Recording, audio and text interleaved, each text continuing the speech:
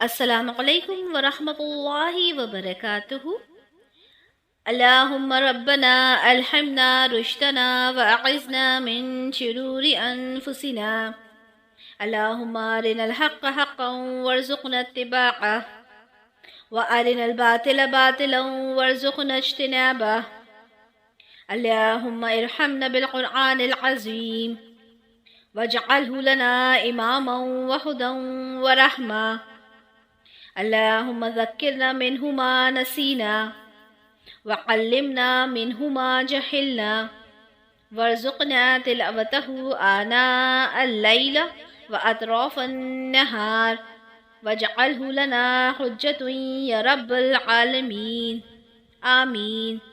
رب اشرح لی صدری ویسر لی امری واحلل عقدۃ من لسانی یفقہوا قولی۔ اعوذ باللہ من الشیطان الرجیم، بسم اللہ الرحمن الرحیم۔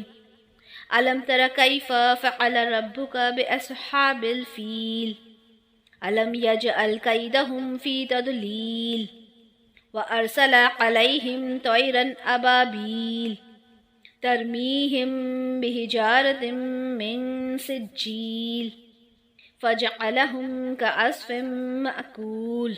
صدق اللہ العظیم۔ سورہ فیل، سورہ فیل میں 5 آیات ہیں، 20 کلمات ہیں، 96 حروف ہیں، اور مصحف کے اعتبار سے یہ 105 سورہ ہے۔ سورہ فیل، جس کے بارے میں ہم نے بہت اچھے سے کل اس کا ترجمہ ہم نے پڑھا، یاد کیا اور سمجھا۔ آج انشاءاللہ تعالی ہم اس کی تفسیر کریں گے۔ سورہ فیل اور سورہ قریش ایک جوڑے کی شکل میں ہے۔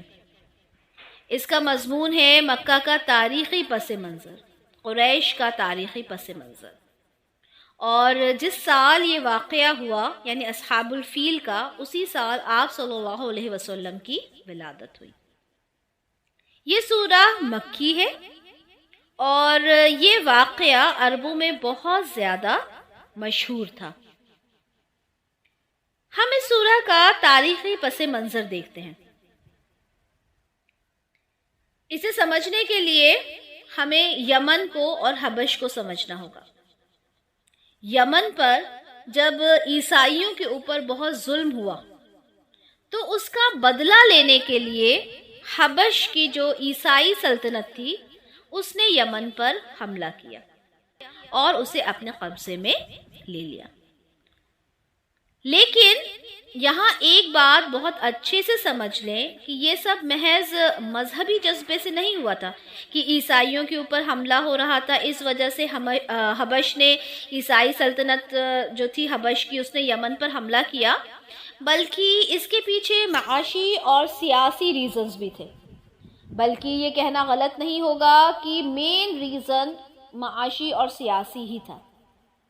عیسائی مظلوموں کا بدلہ تو وہ صرف ایک بہانہ تھا، اور اس کام میں حبش سلطنت کی ہیلپ کی رومی سلطنت نے۔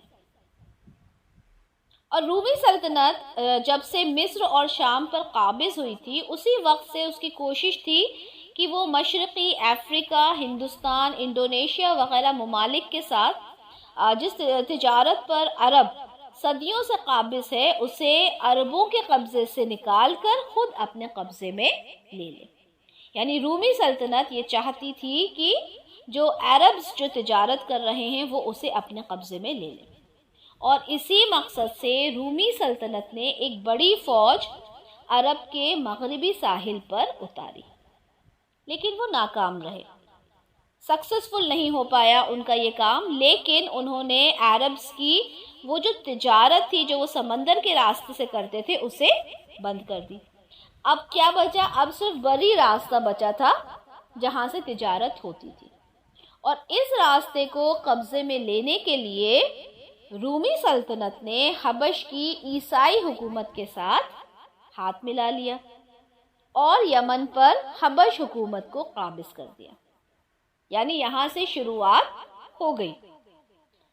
اب یمن پر جو حبشی فوج نے حملہ کیا اس کے بارے میں حافظ ابن کثیر نے لکھا ہے کہ وہ 2 امیروں کی قیادت میں تھی، ایک اریات اور دوسرا ابرہہ، اور محمد بن اسحاق کی روایت ہے کہ اس فوج کا امیر اریات تھا اور ابرہہ اس فوج میں شامل تھا۔ خیر، اریات مارا گیا اور ابرہہ ملک پر قابض ہو گیا، اور اس نے شاہ حبش کو اس بات پر راضی کر لیا کہ وہ اسی کو یعنی ابرہہ کو یمن پر اپنا نائب یعنی گورنر مقرر کر دیں۔ اب رفتہ رفتہ کیا ہوا کہ ابرہہ یمن کا خود مختار بادشاہ بن گیا، لیکن برائے نام اس نے شاہ حبش کی بالادستی تسلیم کر رکھی تھی اور اپنے آپ کو نائب شاہ لکھتا تھا، یعنی بتاتا وہ اپنے آپ کو گورنر ہی تھا۔ یمن پر پوری طرح اپنے پیر جما لینے کے بعد ابرہہ نے اس مقصد کے لیے کام کرنا شروع کیا جو اس مہم کی ابتدا سے، اس کی شروعات سے رومی سلطنت اور حبشی سلطنت کرنا چاہتے تھے۔ کیا تھا وہ؟ یعنی ایک طرف عرب میں عیسائیت پھیلانا اور دوسری طرف اس تجارت پر قبضہ کرنا جس پر عرب قابض تھے یا جو تجارت ان کے ذریعے سے ہوتی تھی۔ تو ابرہہ نے اس مقصد کے لیے یمن میں ایک عظیم و شان کلیسا تعمیر کروایا جس کا نام آتا ہے القلیس، القلیس یا القلیس، اور محمد بن اسحاق کی روایت ہے کہ اس کام کی تکمیل کے بعد ابرہہ نے شاہ حبش کو لکھا کہ میں عربوں کا حج کعبہ جو ہے اس سے اس کلیسے کی طرف موڑے بغیر نہ رہوں گا، یعنی وہ جو حج کرتے ہیں مکہ میں کعبہ کی طرف جو طواف کرتے ہیں انہیں میں وہاں سے لے کر یہاں آ جاؤں گا۔ کہاں پر؟ یمن میں، کہ وہ کلیسا کا حج کریں۔ اب یمن پر عیسائی اقتدار حاصل کرنے کے بعد عیسائیوں کی مسلسل یہ کوشش رہی کہ کعبے کے مقابلے میں وہ ایک دوسرا کعبہ بنائیں، اور ابن کثیر لکھتے ہیں کہ ابرہہ نے یمن میں علل اعلان اپنے اس ارادے کا اظہار کر دیا اور اس بات کی منادی کر دی۔ اس حرکت کا مقصد یہ تھا کہ عربوں کو غصہ آئے تاکہ وہ کوئی ایسی کارروائی کریں جس سے اس کو مکہ پر حملہ کرنے اور کعبہ کو منہدم کرنے کا بہانہ مل جائے۔ ظاہر سی بات ہے کہ کوئی بھی جو عرب میں رہنے والا انسان، کوئی بھی قریش جب یہ بات سنے کہ ایک دوسرا مطلب کعبے کو ہٹا کے ایک دوسری جگہ ایک کلیسا بنایا گیا ہے جس کا طواف کیا جائے، جس کا حج کیا جائے، تو کسی بھی قریش کو، عرب کو، جو وہاں کے جو لوگ تھے انہیں غصہ آنا لازمی تھا، اور جب غصہ آئے گا تو وہ کچھ نہ کچھ اس طرح کا کام کریں گے جس کی وجہ سے ابرہہ کو ایک موقع مل جائے گا مکہ پر حملہ کرنے کا۔ اب محمد بن اسحاق کا بیان ہے کہ اس کے اس اعلان پر غضبناک ہو کر ایک عرب نے کسی نہ کسی طرح کلیسا میں گھس کر رفع حاجت کر ڈالی۔ ابن کثیر کہتے ہیں کہ یہ کام ایک قریش نے کیا تھا، اور مقاتل بن سلیمان کی روایت ہے کہ قریش کے بعض نوجوانوں نے جا کر اس کلیسا میں آگ لگا دی تھی۔ بہرحال دونوں میں سے کوئی سی بھی بات ہوئی ہو، کوئی سی بھی صورت پیش آئی ہو، کلیسا کو نقصان پہنچایا گیا۔ اب جب ابرہہ کے پاس یہ بات پہنچی کہ کلیسا کی توہین ہوئی ہے تو اس نے قسم کھا لی کہ میں اس وقت تک چین نہ لوں گا جب تک کعبے کو ڈھا نہ دوں، اور وہ پہلے سے یہی چاہتا تھا۔ اب اس کے بعد سن 570 عیسوی یا 571 عیسوی میں 60,000 کی فوج اور 13 ہاتھی، کچھ روایات میں آتا ہے 9 ہاتھی لے کر وہ مکہ کی طرف روانہ ہوا۔ اب اتنا بڑا لشکر، 60,000 کی فوج اور اتنے ہاتھی ساتھ میں 13 یا 9 غالباً، اور جب وہ گئے تو آپ سوچیں کہ کیا شاندار وہ لشکر ہوگا، اور ہاتھی ویسے ہی شان ہوتی ہے بادشاہوں کی۔ اچھا، اس بات کو آپ سمجھیں کہ عرب میں ہاتھی نہیں ہوتے تھے، یہ ہاتھی افریقہ سے منگوائے گئے تھے۔ حبش یعنی ابھی ایٹ پریزنٹ اسے ایتھیوپیا کہا جاتا ہے، ایک کنٹری ہے افریقہ میں، ٹھیک ہے. تو وہاں سے ان ہاتھیوں کو بلایا گیا تھا، منگوایا گیا تھا. اب اتنا زبردست لشکر لے کر ابرہہ جو تھا وہ مکہ کے لیے روانہ ہوا. راستے میں پہلے یمن کے ایک سردار ذو نفر نے ابرہہ کو ایک لشکر اس نے جمع کیا. ذو نفر نے اس کے ساتھ مزاحمت کی مگر وہ شکست کھا کر گرفتار ہوا. ظاہر سی بات ہے کہ اتنی بڑی فوج کا کوئی بھی سامنا نہیں کر سکتا تھا. یہ چھوٹے چھوٹے سے قبیلے تھے، اتنا بڑا لشکر اس کو فیس کرنا ان کے بس کی بات نہیں تھی. تو یہ انہوں نے شکست کھائی، کس نے؟ ذو نفر نے. پھر دوسری جگہ پہنچے خثعم کے علاقے میں. تو وہاں کا جو عرب سردار تھا نفیل بن حبیب خثعمی، وہ اپنے قبیلے کو لے کر وہ بھی مقابلے کے لیے آیا، لیکن وہ بھی شکست کھا کر گرفتار ہوا اور اس نے اپنی جان بچانے کے لیے بدرقے کی خدمت انجام دینا قبول کیا. بدرقہ کون ہوتا ہے؟ راستہ بتانے والے. تو وہ بدرقہ بن گیا، کس کے لیے؟ ابرہہ کے لیے. اب بھئی ان کا لشکر آگے بڑھا، طائف کے قریب پہنچے تو بنی ثقیف نے محسوس کیا کہ اتنی بڑی طاقت کا مقابلہ کرنا تو پاسبل نہیں ہے. اس نے پہلے ہی سمجھ لیا کہ یہ بہت بڑا لشکر ہے، بہت بڑی فوج ہے اور ان کا میں مقابلہ نہیں کر سکتا. اور اسے یہ خطرہ محسوس ہوا کہ کہیں وہ ان کے معبود لات کا مندر تباہ نہ کر دیں. ان کے معبود تھے لات، ان کا مندر تھا. تو بنی ثقیف کو لگا کہ یہ ہمارے معبود کا مندر تباہ نہ کر دیں. تو ان کا جو سردار تھا بنی ثقیف کا، وہ ابرہہ سے ملا اور کہا کہ ہمارا بت کدہ وہ معبود نہیں ہے جسے آپ ڈھانے آئے ہیں، وہ تو مکہ میں ہے. کیونکہ ہمیں سب کو پتہ ہے کہ کعبہ میں 360 بت اس وقت موجود تھے.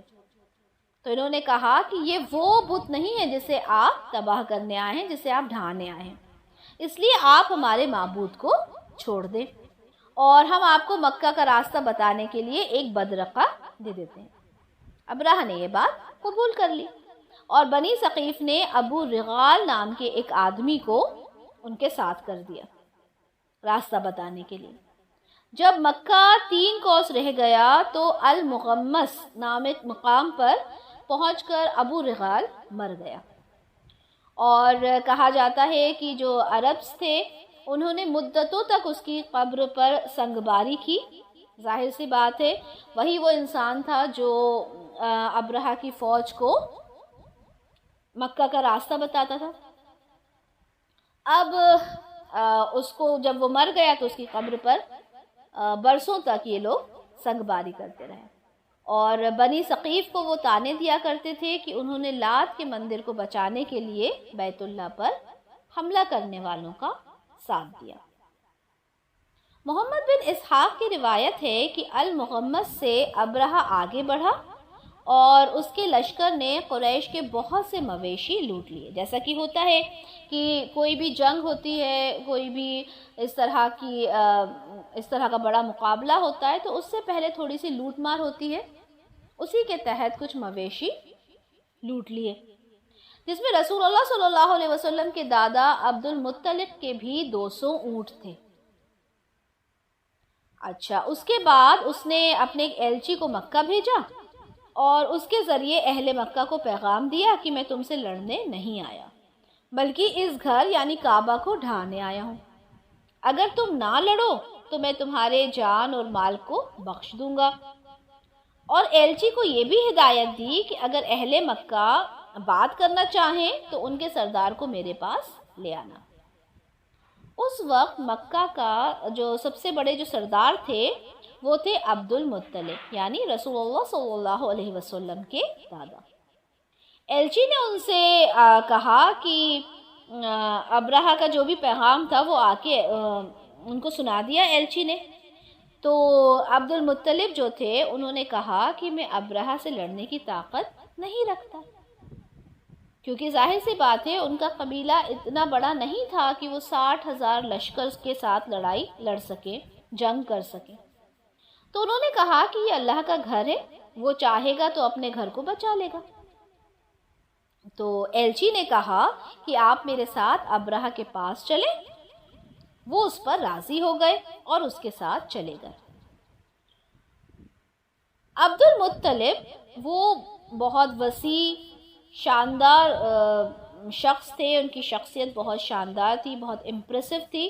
ان کو دیکھ کر ابرہہ بہت متاثر ہوا اور اپنے تخت سے اتر کر ان کے پاس آ کر بیٹھ گیا اور پوچھا کہ آپ کیا چاہتے ہیں؟ تو انہوں نے کہا کہ مجھے جو اونٹ آپ پکڑ کے لے کر گئے وہ 200 اونٹ وہ مجھے واپس کر دو۔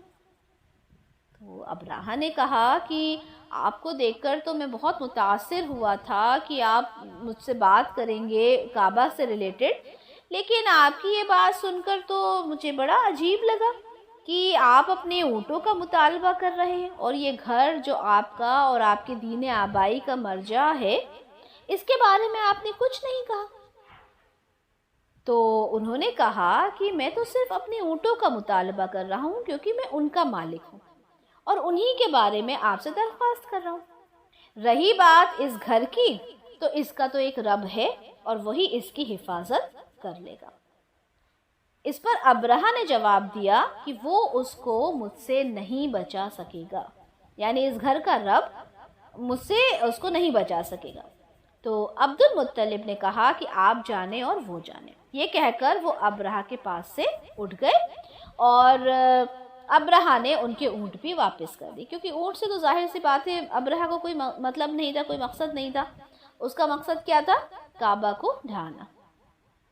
ابن عباس رضی اللہ تعالیٰ عنہ کی روایت اس سے تھوڑی مختلف ہے، اس میں اونٹوں کے مطالبے کا کوئی ذکر نہیں ہے۔ عبد بن حمید، ابن منذر، ابن مردوے، حاکم، ان سب نے ان سے جو روایات نقل کی ہیں اس میں وہ بتاتے ہیں کہ جب ابرہہ الصفہ کے مقام پر پہنچا تو عبد المطلب خود اس کے پاس گئے اور اس سے کہا کہ آپ کے یہاں تک آنے کی کیا ضرورت تھی، یعنی آپ یہاں کیوں آئے، اور آپ کو اگر کوئی چیز تھی تو آپ بتا دیتے، ہم آپ کو وہ چیز پہنچا دیتے۔ اس پر ابرہہ نے کہا کہ میں نے سنا ہے یہ گھر امن کا گھر ہے اور میں اس گھر کا امن ختم کرنے آیا ہوں۔ جس پر عبد المطلب نے کہا یہ اللہ کا گھر ہے، آج تک اس نے کسی کو اس گھر پر مسلط نہیں ہونے دیا۔ ابرہہ نے کہا ہم اسے ڈھائے بغیر نہیں ہٹیں گے۔ تو عبد المطلب نے کہا آپ جو کچھ چاہیں ہم سے لے لیں اور واپس چلے جائیں، مگر ابرہہ نے انکار کر دیا اور عبد المطلب کو پیچھے چھوڑ کر اپنا لشکر لے کر آگے بڑھ گیا۔ دونوں روایات میں سے جو بھی صورت پیش آئی ہو، یہ بات تو بالکل واضح ہے کہ مکہ اور اس کے آس پاس کے قبائل اتنی بڑی فوج سے لڑ کر کعبہ جو تھا اس کو بچانے کی طاقت نہیں رکھتے تھے۔ محمد بن اسحاق بیان کرتے ہیں کہ ابرہہ کی لشکرگاہ سے واپس آ کر عبد المطلب نے قریش والوں سے کہا کہ اپنے بال بچوں کو لے کر پہاڑوں میں چلے جائیں تاکہ ان کا قتل عام نہ ہو۔ پھر وہ اور قریش کے چند سردار حرم میں حاضر ہوئے اور کعبے کے دروازے کا کنڈا پکڑ کر انہوں نے اللہ تعالیٰ سے دعا مانگی کہ وہ اپنے گھر اور اس کے خادموں کی حفاظت فرمائے۔ یہاں ایک بات آپ لوگ غور سے سنیں کہ اس وقت خانہ کعبہ میں 360 بت موجود تھے، مگر یہ لوگ اس نازک گھڑی میں ان سب کو بھول گئے اور انہوں نے صرف اللہ کے آگے دست سوال پھیلایا، صرف اللہ سے مدد مانگی۔ ان کی جو دعائیں تاریخوں میں منقول ہیں ان میں اللہ واحد کے سوا کسی دوسرے کا نام تک نہیں ہے۔ اب خیر دعائیں مانگ کر عبد المطلب اور ان کے ساتھی بھی پہاڑوں میں چلے گئے۔ دوسرے روز اگلے دن ابرہہ مکے میں داخل ہونے کے لیے آگے بڑھا، مگر اس کا خاص ہاتھی جس کا نام محمود ہے، جو آگے تھا لشکر میں، وہ یکایک بیٹھ گیا۔ اس کو بہت مارا، اسے یہاں تک کہ زخمی کر دیا، مگر وہ نہ ہلا۔ اسے کسی بھی ڈائریکشن میں اگر کرتے تو وہ دوڑنے لگتا، چاہے جنوب، شمال، مشرق، لیکن جیسے ہی مکہ کی طرف اسے موڑا جاتا تو وہ فوراً بیٹھ جاتا۔ اور کسی بھی طرح آگے بڑھنے کے لیے تیار نہیں ہوتا۔ کون؟ محمود۔ اب اس وقت کیا ہوا، اتنے میں پرندوں کے جھنڈ اپنی چونچوں میں اور پنجوں میں چھوٹے چھوٹے کنکر لے کر آئے۔ سبحان اللہ! آپ دیکھیں کہ 60,000 کا لشکر جس میں ہاتھی ہیں اور جس سے لڑنے کی طاقت نہیں رکھتا کوئی بھی قبیلے والا، جو عربز تھے، جو قریش تھے، انہوں نے کہا کہ ہم نہیں لڑ سکتے کیونکہ یہ بہت بڑا لشکر ہے، ہماری طاقت سے پرے ہیں یہ۔ اللہ تعالیٰ نے چھوٹی چھوٹی چڑیاؤں کو مسلط کر دیا، سبحان اللہ، اور ان پرندوں نے اس لشکر پر ان سنگریزوں کی بارش کر دی، جس پر بھی ایک کنکری گرتی اس کا جسم گلنا شروع ہو جاتا۔ محمد بن اسحاق اور اکرمہ کی روایت ہے کہ یہ چیچک کا مرض تھا اور بلاد عرب میں سب سے پہلے چیچک اسی سال دیکھی گئی۔ ابن عباس رضی اللہ تعالیٰ عنہ کی روایت ہے کہ جس پر کنکری گرتی اسے سخت کھجلی لاحق ہوتی اور کھجاتے ہی جلد پھٹتی اور گوشت جھڑنا شروع ہو جاتا۔ ابن عباس رضی اللہ تعالیٰ عنہ کی دوسری روایت ہے کہ گوشت اور خون پانی کی طرح بہنے لگتا اور ہڈیاں نکل آتی۔ اچھا، یہ جو پورا واقعہ ہے یہ تفہیم القرآن سے نقل کیا گیا ہے۔ یہ جو اصحاب الفیل کا واقعہ میں آپ کو بتا رہی ہوں، اس کا ریفرنس کمپلیٹلی تفہیم القرآن سے لیا گیا ہے، ٹھیک ہے؟ اچھا، خود ابرہہ کے ساتھ بھی یہی ہوا، اس کا جسم بھی ٹکڑے ٹکڑے ہو کر گرا، اور جہاں سے کوئی ٹکڑا گرتا وہاں سے پیپ اور خون بہنے لگتا۔ افراتفری میں ان لوگوں نے یمن کی طرف بھاگنا شروع کیا۔ نفیل بن خصمی، جس کو ان لوگوں نے راستے میں بدرقہ بنا لیا تھا، جب اس سے واپسی کا راستہ پوچھا تو اس نے صاف انکار کر دیا، کیونکہ ظاہر سی بات ہے وہ اپنی مرضی سے تو بدرقہ نہیں بنا تھا، ٹھیک ہے؟ تو اس نے صاف انکار کر دیا کہ میں تمہیں یمن کا راستہ نہیں بتاؤں گا۔ اس بھاگ دوڑ میں جگہ جگہ لوگ گر گر کر مرتے رہے۔ عطا بن یسار کی روایت ہے کہ سب کے سب اسی وقت ہلاک نہیں ہوئے بلکہ راستے بھر گرتے چلے گئے۔ ابرہہ بھی بلاد قصم پہنچ کر مرا۔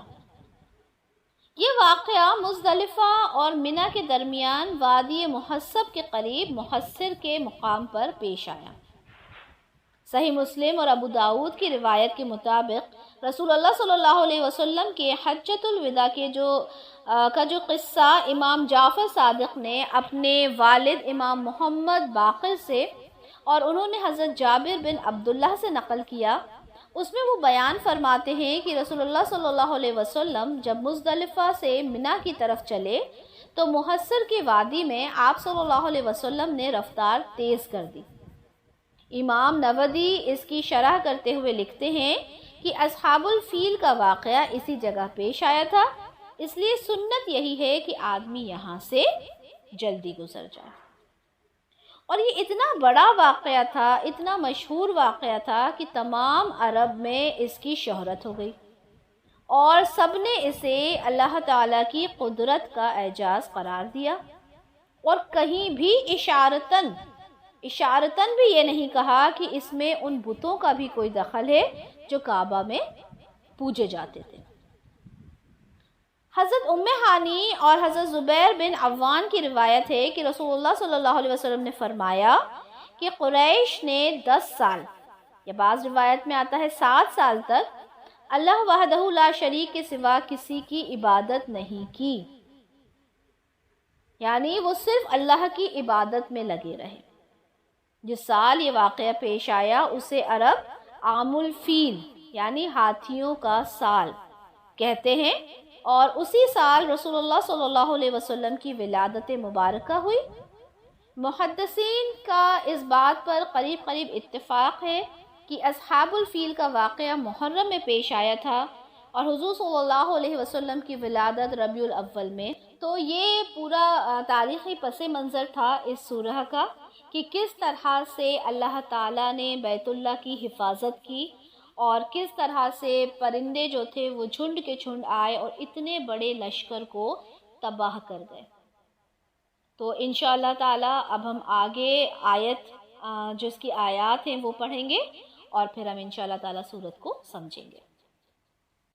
अऊज़ु बिल्लाहि मिनश शैतानिर रजीम, बिस्मिल्लाहिर रहमानिर रहीम, अलम तरा कैफ़ फ़अल रब्बुका बिअस्हाबिल फ़ील।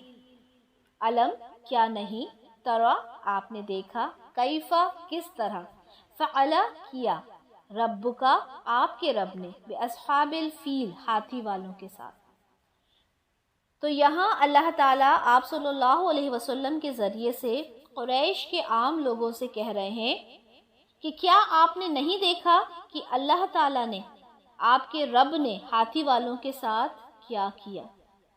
यहाँ देखने का लफ्ज़ इसलिए आया, ये जो तरा आया आपने देखा, ये लफ्ज़ इसलिए आया क्योंकि मक्का से यमन के बहुत से लोग उस वक्त ज़िंदा थे। जाहिर सी बात है इस वाक़या को गुज़रे ज़्यादा वक्त नहीं हुआ था, तो ज़्यादातर लोग उस वक्त मौजूद थे और अपनी आँखों से उन्होंने ये जो अस्हाबुल फ़ील की जो तबाही थी उसका वाक़या देखा था। और सारे अरब के लिए ये जो वाक़या था ये आँखों देखी बात मालूम होती थी।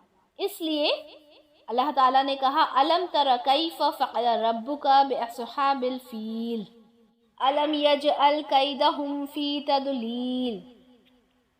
क्या नहीं उसने कर दिया था उनकी चाल को बेकार, गुमराही में, अकारत। तो यहाँ अल्लाह ताला क्या कह रहे हैं कि उनकी जो चाल थी उसको अल्लाह ताला ने फेल कर दिया था, नाकाम कर दिया था। असल में ये जो लफ्ज़ है कैदा, उसका मतलब होता है जब कोई शख्स किसी को नुकसान पहुंचाने के लिए खुफिया प्लानिंग करता है। अब सवाल ये होता है कि यहाँ खुफिया क्या है। 60,000 का लश्कर है और हाथियों की फ़ौज है, तो इसमें खुफिया क्या है। अब्रहा तो ऐलान करके आया था कि मैं मक्का पर हमला करने जा रहा हूँ, तो खुफिया प्लानिंग तो नहीं थी ये। लेकिन इसमें जो बात खुफिया थी वो ये है कि हबशियों की ये गर्ज थी कि वो काबा को ढाकर और अहले कुरैश को मरऊब करके तिजारत का वो रास्ता अरब से छीन लेंगे जो जुनूब अरब से शाम और मिस्र की तरफ जाता था। इस गर्ज को उन्होंने छुपा कर रखा था कि हम तिजारत छीनना चाहते हैं अरब से, और क्या जाहिर किया था कि उनके कलीसा की जो बेहुरमती अरबों ने की थी उसका बदला लेने के लिए वो ये काबा ढहाना चाहते हैं। यहाँ पर आया है फ़ी तदलील, यानी उसकी तदबीर को, उसकी प्लानिंग को गुमराही में डाल दिया। उसकी प्लानिंग को, उसके मंसूबों को अल्लाह ताला ने नाकाम कर दिया। वो उनकी जो प्लानिंग थी वो फेल हो गई। व अरसल अलैहिम तैरन अबाबील, और उसने भेजे उन पर परिंदे झुंड के झुंड। देखें यहाँ पर लफ्ज़ आया है अबाबील। उर्दू ज़बान में अबाबील एक ख़ास किस्म के परिंदे को कहते हैं। तो यहाँ पर ये अबाबील वो उर्दू वाला अबाबील नहीं है, बल्कि अरबिक ज़बान में अबाबील का मतलब होता है बहुत से मुतफर्रिक गिरोह जो पे दर पे मुख्तलिफ सिमतों से आते हैं, यानी ग्रुप। अभी ग्रुप ऑफ पीपल भी हो सकता है, ग्रुप ऑफ एनिमल्स भी हो सकता है, यानी झुंड, गिरोह। ये आदमियों के भी हो सकते हैं और जानवरों के भी हो सकते हैं। इकरमा और कतादा कहते हैं कि ये झुंड के झुंड परिंदे बहरे अहमर की तरफ से आए थे। सईद बिन जुबैर और इकरमा कहते हैं कि इस तरह के परिंदे ना पहले कभी देखे गए थे और ना बाद में देखे गए। इब्न अब्बास रज़ियल्लाहु ताला अन्हु कहते हैं कि उनकी चोंचें परिंदों जैसी थी और उनके पंजे कुत्तों जैसे थे। इकरमा का बयान है कि उनके सर शिकारी परिंदों के सरों जैसे थे और हर परिंदे की चोंच में एक एक कंकर था और पंजों में दो दो कंकर। मक्का के बाज़ लोगों के पास एक मुद्दत तक ये कंकर मौजूद रहे, ابو نعیم نے نفیل بن ابی معاویہ کا بیان نقل کیا ہے کہ میں نے وہ کنکر دیکھے ہیں جو اصحاب الفیل پر پھینکے گئے تھے، وہ مٹر کے چھوٹے دانے کے برابر تھے۔ ابن عباس رضی اللہ تعالیٰ عنہ کی روایت ہے کہ ابو نعیم نے نقل کی ہے کہ وہ چلغوزے کے برابر تھے۔ تو پتہ یہ چلتا ہے کہ وہ جو کنکر تھے وہ الگ الگ رہے ہوں گے ضرور، کیونکہ کچھ مٹر کے دانے کے برابر تھے، کچھ چلغوزے کے برابر تھے، تو ہر پرندے کے پاس الگ سائز کا جو کنکری ہے وہ رہی ہوگی۔ وَأَرْسَلَ عَلَيْهِمْ طَيْرًا أَبَابِيلَ، اور اس نے بھیجے ان پر پرندے جھنڈ کے جھنڈ۔ اگلی آیت دیکھتے ہیں، تَرْمِيهِمْ بِحِجَارَةٍ مِّن سِجِّيلٍ، جو پھینکتے تھے ان پر پتھر کنکری کے، یعنی سجیل پکی ہوئی مٹی کے۔ ترمیہم، وہ پھینکتے تھے۔ یہاں پر آیا ہے رمی، رمی کا مطلب ہوتا ہے مارنا۔ حج کے دوران بھی شیطان کے اوپر جو کنکری ماری جاتی ہے اسے رمی کہا جاتا ہے۔ تو ترمیہم بحجارتم، وہ پھینکتے تھے ان پر پتھر یا کنکریاں، چھوٹے چھوٹے پتھر تھے۔ تو چھوٹے پتھر جو کنکری ہوتی ہیں انہیں پتھر کہا جاتا ہے یا کنکری کہہ لیں۔ من سجیل، سجیل کو سمجھے یہاں پر۔ سجیل وہ پتھر ہوتے ہیں جو مٹی کا جو غارہ ہوتا ہے اس سے بنے ہوتے ہیں، مٹی سے بنے ہوتے ہیں، جو پک کر سخت ہو۔ یعنی یہ سخت مٹی کے پتھر ہوتے ہیں، جو پہاڑوں والے پتھر ہوتے ہیں وہ نہیں ہوتے، بلکہ مٹی سے پیدا ہوتے ہیں۔ یعنی مٹی کو جب وہ پک جاتی ہے تو وہ سخت ہو جاتے ہیں، توڑنے سے بھی نہیں ٹوٹتے، تو اسے کہا جاتا ہے سجیل۔ ترمیہم بحجارۃ من سجیل، تو وہ پھینکتے تھے پتھر جو تھے، وہ جو کنکریاں تھیں وہ سجیل کی، پکی ہوئی مٹی کی پتھر پھینکتے تھے، کنکری پھینکتے تھے۔ آخری آیت دیکھتے ہیں، فَجَعَلَهُمْ كَعَصْفٍ مَأْكُولٍ، اور اس نے کر دیا انہیں بھوسے کی طرح کھائے ہوئے، یعنی کھائے ہوئے بھوسے کی طرح۔ وہ جو پورا لشکر تھا وہ اس کی حالت کیسی ہو گئی تھی؟ کھائے ہوئے بھوسے کی طرح۔ اصف کے معنی ہوتے ہیں چھلکے، جو غلے کے دانوں پر ہوتا ہے اور جسے کسان پھینک دیتے ہیں، اور وہ جو بھوسا ہوتا ہے پھر وہ جانور کھاتے ہیں۔ تو یہاں پر جو لفظ آیا ہے وہ ہے مأکول، یعنی کھائے ہوئے۔ تو ایسا نہیں کہ وہ جو بھوسا ہے اس کی طرح، بلکہ جو جانور بھوسا کھانے کے بعد جو منہ سے وہ نکالتے ہیں۔ آپ نے کبھی دیکھا ہو کہ جو مویشی ہوتے ہیں وہ کچھ تو بھوسا کھا لیتے ہیں اور کچھ کھانے کے بعد منہ سے واپس باہر نکالتے ہیں، تو جو اس کھائے ہوئے بھوسے کی حالت ہوتی ہے اس سے کمپیئر کیا گیا ہے اس لشکر کی حالت کو۔ وہ 60,000 کا لشکر جو ہاتھیوں والا لشکر تھا، جس کا نام ہی ہے بے اصحاب الفیل، وہ لشکر جس سے کوئی مقابلہ نہیں کر سکتا تھا، اس کے بارے میں کیا آیا ہے؟ کعصف مأکول، وہ کس کی طرح ہو گئے تھے؟ کھائے ہوئے بھوسے کی طرح۔ تو یہ ہماری سورہ فیل کی تفسیر تھی۔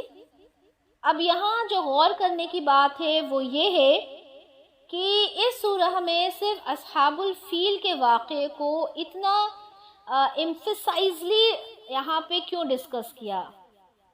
کیا وجہ تھی؟ کیونکہ یہ واقعہ بہت پرانا نہیں تھا، بچہ بچہ اس واقعے کو جانتا تھا۔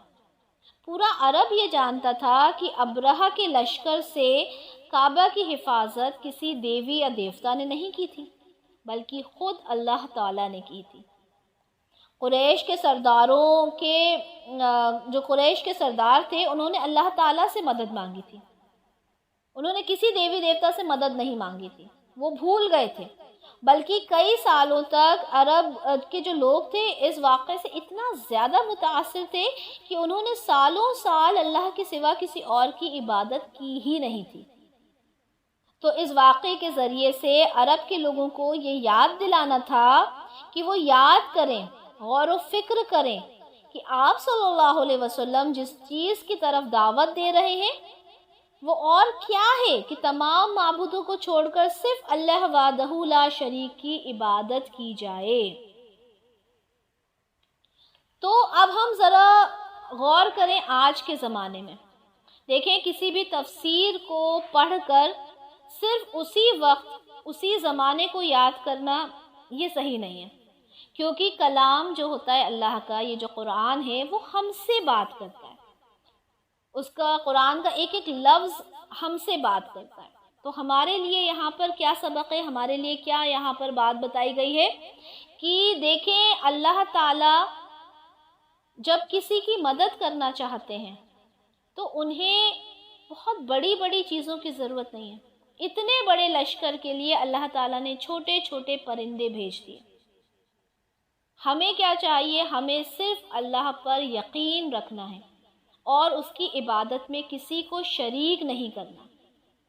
ہمارے دل کے اندر یہ بات ہونا چاہیے کہ اگر ہم اللہ سے مانگ رہے ہیں، یہ یقین ہمارا ہونا چاہیے کہ اللہ تو کچھ بھی کر سکتا ہے۔ جب وہ اتنے بڑے لشکر کو اتنی چھوٹی چھوٹی چڑیاؤں سے شکست دلوا سکتے ہیں، تو ہم نے کیا کرنا ہے، ہم نے صرف اس اللہ کی عبادت کرنا ہے، کسی اور کو اس عبادت میں شامل نہیں کرنا۔ جزاک اللہ خیر کثیرا و احسن الدنیا والآخرہ۔ بارک اللہ لی و لکم فی القرآن الکریم ونفعنی و ایاکم بما فیہ من الآیات و ذکر الحکیم وتقبل منی و منکم تلاوتہ انہ هو الغفور الرحیم۔ سبحانک اللہم و بحمدک اشہد ان لا الہ الا انت استغفرک و اتوب الیک۔